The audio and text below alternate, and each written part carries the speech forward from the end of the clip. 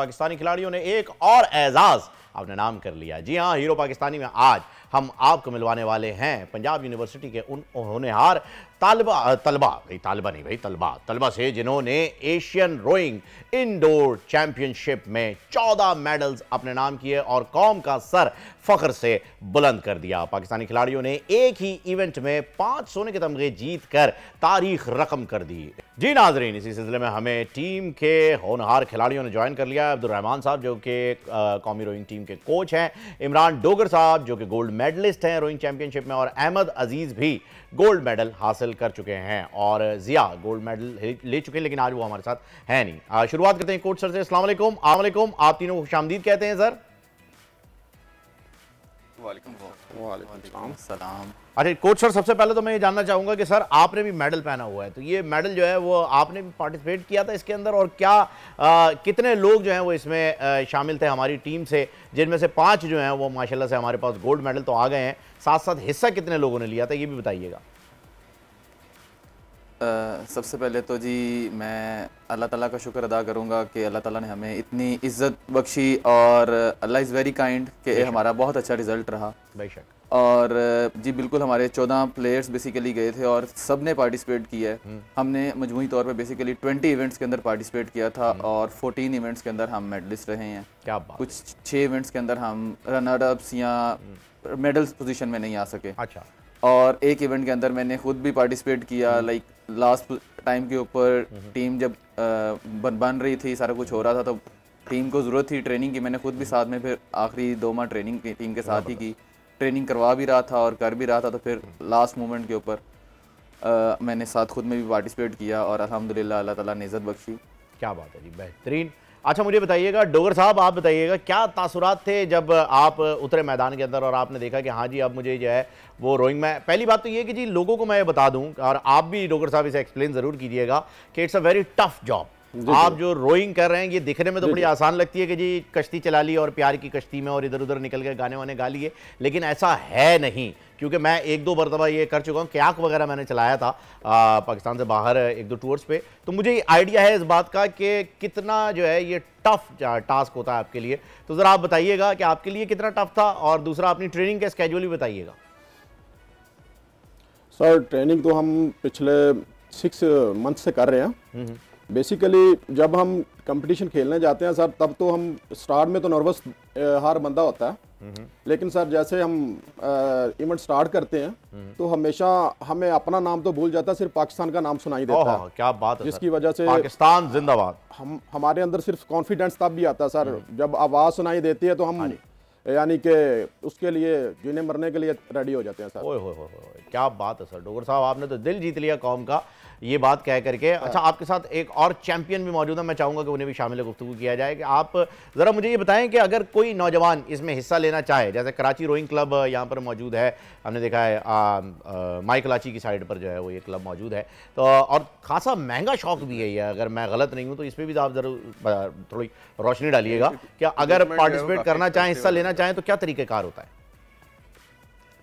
हमारा क्लब है LRC के नाम से, पंजाब यूनिवर्सिटी के अंदर ही वो मौजूद है, तो वहाँ पे जो जिसने भी करनी होती है वहाँ पे वो आके वो कर सकता है। अच्छा।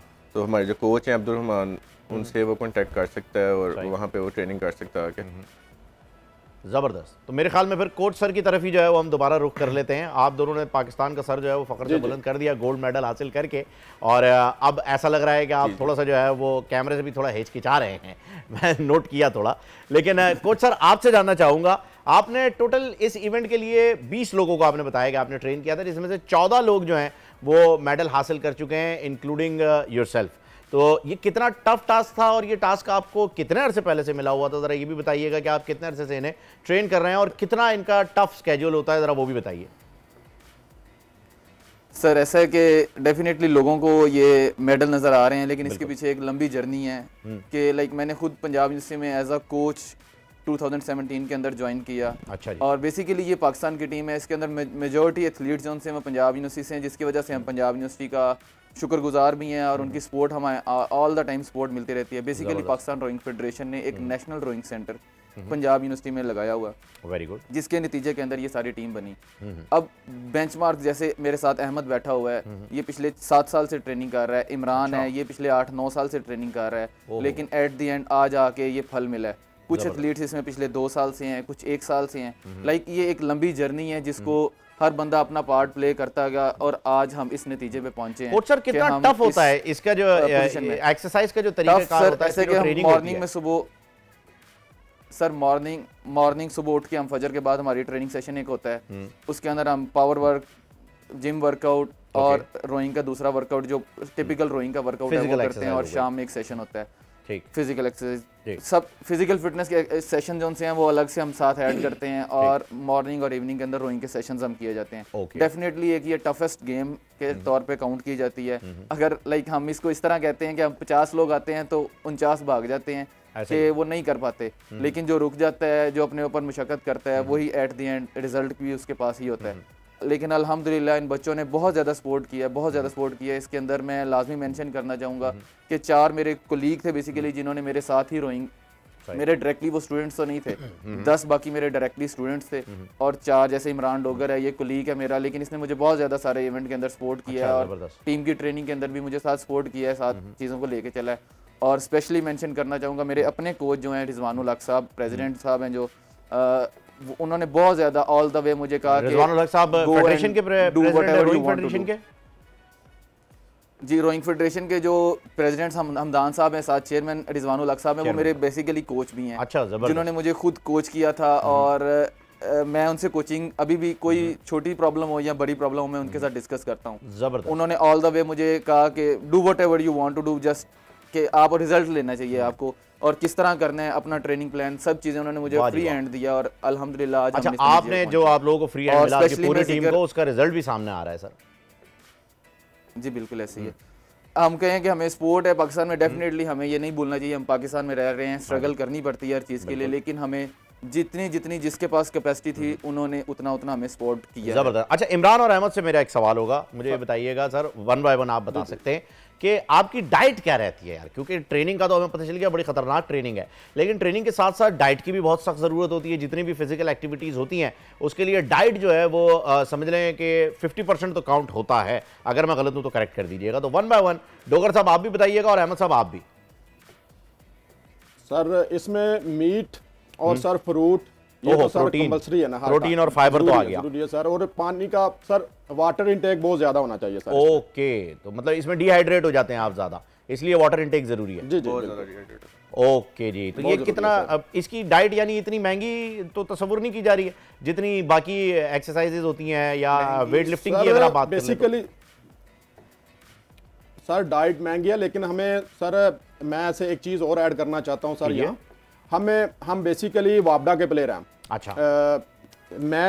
हम जो तीनों बैठे हुए हैं सर, हम तीनों वापडा के प्लेयर हैं। ठीक। और हमें सर वापडा और फेडरेशन दोनों सपोर्ट करती है और हमें हमेशा करती रहेगी इंशाल्लाह। नहीं ये अच्छी बात है सर, आपने बता दिया, लेकिन मैं वापडा का प्लेयर नहीं हूँ, ना ही मैं फेडरेशन का हिस्सा हूँ, मैं एक आम आदमी हूँ। अगर मैं रोइंग करना चाह रहा हूँ तो मुझे तो ये सब खाने के लिए बड़े पैसे लग जाएंगे ना, इस वजह से मैं आपसे पूछ रहा हूँ कि ये चीज़ें फिर महंगी हो जाती हैं। तो नेचुरल बेसिस के ऊपर ही आप लेते हैं या सप्लीमेंट्स यूज करते हैं आप लोग? नहीं सर, नेचुरल में रहते हैं हमेशा। नेचुरल में रहते हैं, चलें जबरदस्त, ये बहुत अच्छी बात है। अहमद साहब, नेचुरल में। अहमद साहब आप बताइए, आपका रिकॉर्ड जो है वो कितनी उसका रहा है, अपना टाइम बताएं जरा रिकॉर्ड का। टाइम मेरा 1 मिनट और 19 सेकेंड्स 0.3 मेरा जो है नैनो सेकेंड 1.19.3 के अंदर जो है वो आपने गोल्ड मेडल लिया है, ये माशाल्लाह क्या बात है सर, बेहतरीन जबरदस्त। इससे पहले का रिकॉर्ड क्या था? इससे पहले वर्ल्ड खेली थी, उसके अंदर 119.5 रहा है। अच्छा, फिर 119.3 उससे पहले फिर एक एशिया खेली थी, तब भी था, तब सिल्वर मेडल था एशिया के अंदर। अच्छा, मैं बड़ी माजरत के साथ कोच सर आपसे बड़ी माजरत के साथ मैं सवाल करूंगा, क्योंकि मुझे इस गेम के बारे में ज़्यादा कुछ पता नहीं है, तो मैं ये जानना चाहूँगा कि इसका वर्ल्ड रिकॉर्ड इस वक्त क्या है टाइम लिमिट के हिसाब से, और हमारे प्लेयर जो हैं वो कितने करीब करीब हैं उस रिकॉर्ड के? सर वर्ल्ड के अंदर तो डेफिनेटली रिकॉर्ड जो है वो 110, 111, 112 तक है, लेकिन यानी हम 8-9 सेकंड पीछे हैं रिकॉर्ड है। हाँ जी, वर्ल्ड के अंदर बिल्कुल वर्ल्ड में। हाँ, बेसिकली एशिया जो है वो बाकी वर्ल्ड से तो हमने वही करना है ना, 8 सेकंड पीछे है।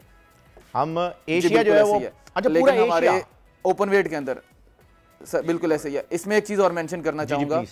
कि बेसिकली जिस इवेंट के अंदर अहमद खेला है उस इवेंट के अंदर हम तकरीबन 8 सेकंड पीछे हैं, लेकिन लाइट वेट इवेंट्स के अंदर हम वर्ल्ड कम्पीट कर रहे हैं, क्योंकि लास्ट ईयर हमने वर्ल्ड चैंपियनशिप के अंदर पार्टिसिपेट किया था और हमारा लड़का अली सुलेमान था हाँ जी। जिन्होंने वर्ल्ड में 3rd हुआ था 1 सेकंड के साथ।